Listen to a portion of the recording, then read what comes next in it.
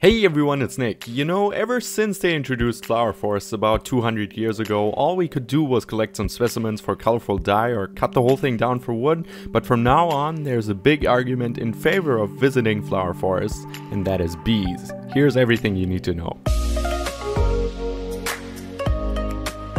There's a difference I want to point out right at the start. Bee nests and beehives are two separate blocks. Nests occur naturally hanging from birch or oak trees in plains, sunflower plains, and flower forests. I mentioned flower forests in particular because they have the largest tree density, and every tree has a 5% chance of generating a bee nest on it, meaning that on average every 20th tree in this biome should have a nest with up to 3 bees in the vicinity.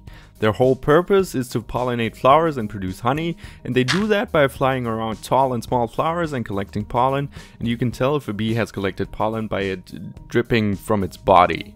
And here's the cool part: when the bee with pollen flies over your crops, it has a chance to increase the growth stage of that crop, similarly to bone meal.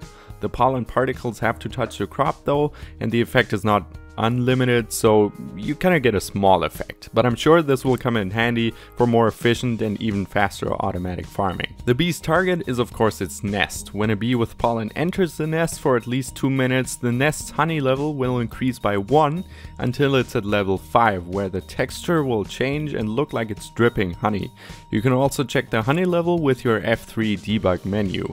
At that point you can come in with shears or empty glass bottles and collect honeycombs or honey bottles. Be sure you put a campfire underneath the hive, otherwise all the bees will become aggravated, swarm towards you, and kind of like dogs. Well, dogs don't sting you, but they will swarm towards you, and they will sting you and poison you. And when they attack you, they lose their stinger and die within a minute, which is not nice, so don't let them sting you, use a campfire. And when you don't provoke bees, they are neutral mobs. Just like in real life, they will leave you alone, they'll just do their flower business. You can use honeycombs to craft a beehive, which has the same effect as a bee nest, it's just artificially crafted by you. You can do that using 6 wood planks, it doesn't matter which type, and 3 honeycombs in the center. If you find bees in the wild, you can breed them using flowers, have them go into the hive and transport them elsewhere, for example to your automatic honey farm.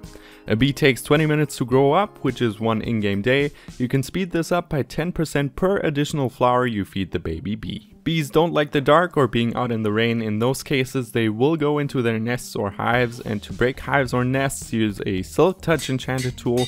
That way the bees will stay inside and your hive or nest won't break. You can use honey bottles to restore 3 hunger bars or craft them into 3 pieces of sugar per bottle. Sugar, I thought, hey, what's that useful for? But it can be very useful when trading with villagers. The coolest thing in my opinion is that you can auto farm beehives and nests using dispensers and glass bottles.